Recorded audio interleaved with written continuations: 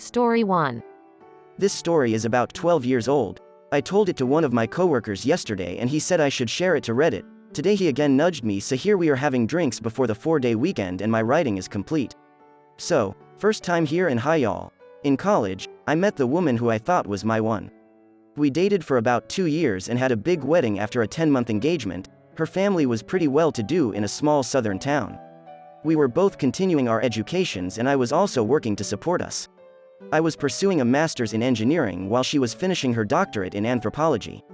Over the summer, an opportunity came up for her to make some extra money going as an aide on a religious studies trip to Jamaica. I didn't hesitate when she asked me about it. I mean, she was going to get to visit Jamaica and get paid for it. I saw no downside other than missing her being at home for 6 weeks. Little did I know at the time, but she had been having an affair with the professor. He had hung out with us, smoked my weed, and drank my beer. I considered him a friend who arranged the trip for a couple months, and it was a getaway for them to bang all over the island. I, clueless and happy, went about the weeks while she was gone, taking extra shifts so I could match what she did in our account and surprise her. What stupidity, right? One of the students from the trip actually seeked me out to clue me in.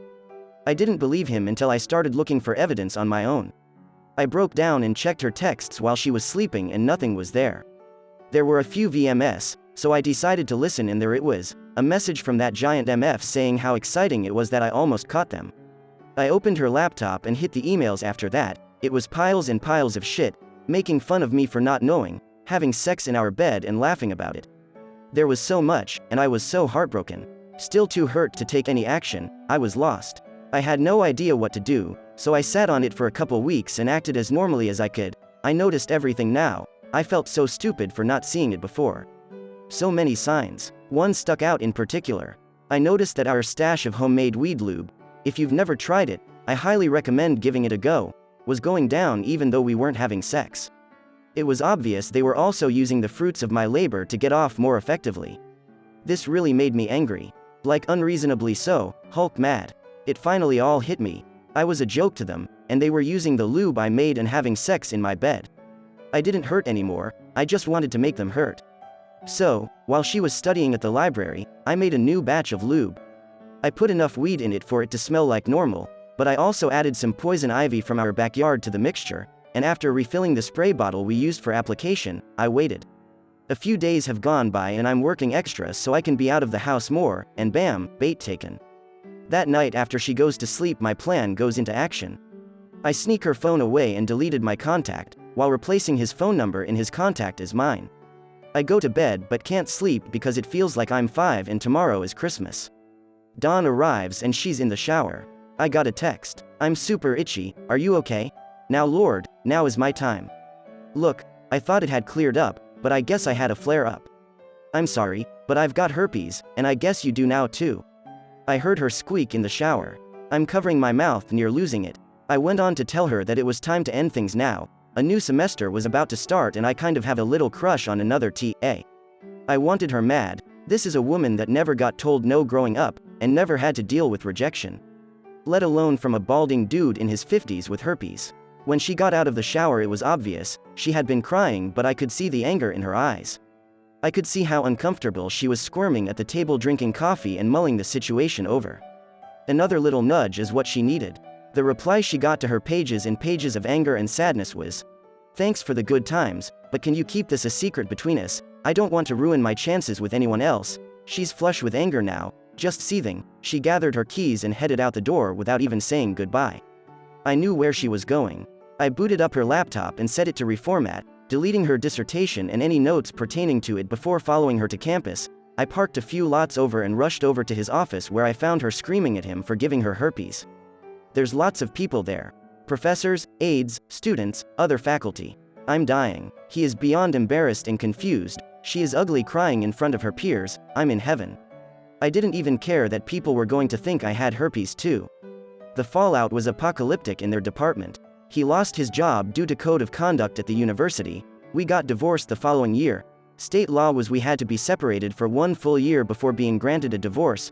I got to keep most of the assets, primarily savings, and not a ton, but I worked for it. She never finished her doctorate and went on to be a perpetually pregnant housewife that sells Herbalife on Facebook, and he teaches high school now. It took a few years for it all to unfold, but watching it was glorious. My opinion. Wow, I was not expecting this. I hope that doesn't have any long consequences of using the lube you made. And deleting her dissertation files sounds a bit excessive to me. But your reaction is understandable. A bit excessive for my taste, but I can understand your rage. Story 2. I, 40 female, have been married to my husband, 44 male, for 20 years now. We have 2 kids, 16 female and 13 male. My husband is what I would consider a high earner by middle-class standards. Also, strap in folks, this is going to be long. I've never told anyone, so. 10 years ago, and by complete coincidence, I found out that my husband has been cheating on me, with men, and that from before we got married. We live in a smallish town in the south of the USA, him coming out as gay will have consequences. I believe that that is the only reason he has not come out to anyone. First, here's how I found out he was cheating on me. He got sloppy, left a credit card bill, for a secret card, in the pocket of a coat. While going through it I found all the telltale signs of infidelity: payments to a hotel in a nearby county, restaurant bills, gifts, flowers, condoms, and lubricant, etc. I started camping outside the hotel on days he told me he would be late, and I saw him bringing different men there. I am very good at compartmentalization and have a great poker face, comes with growing up in an abusive household, so I was able to give myself the time to cool off, and to come up with what I should do. The first thing I did was get an STD panel, since I didn't know how safe he was with his partners.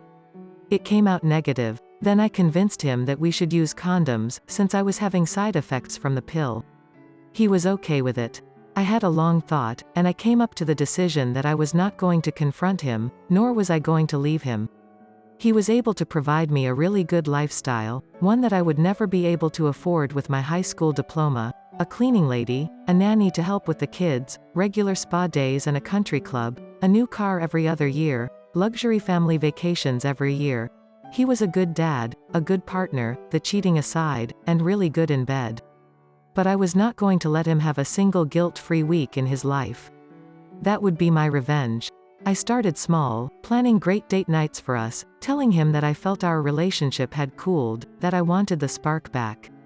Then I would sometimes slip into conversation some tea about a cheating husband, a gasp gay man that has been using his poor wife as a beard, complimenting the only gay couple we know for having the courage of being real men, who were out and proud of themselves.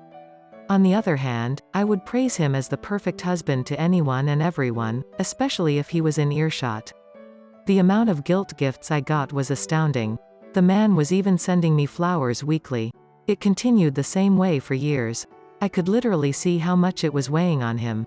Me? Well, my parents were part of a commune with the concept of free love. I was the same. I just considered myself in an open marriage. It seems that cheating is easier to ignore if you are not that big on monogamy in the first place. And my husband was keeping me satisfied, so I felt no need to find a partner of my own.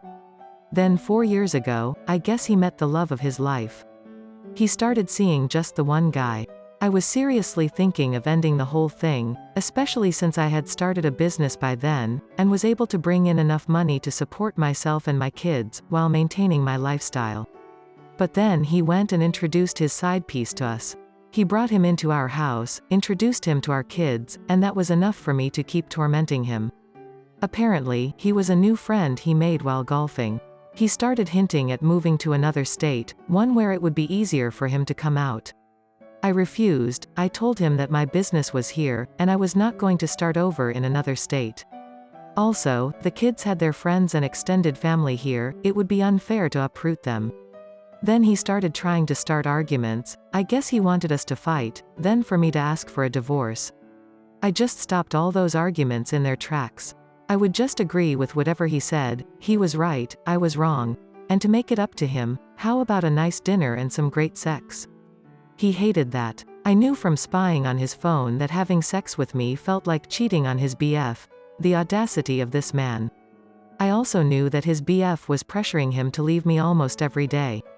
He was stuck between a rock and a hard place. He started drinking, and when it got too heavy, that was when I decided that enough was enough.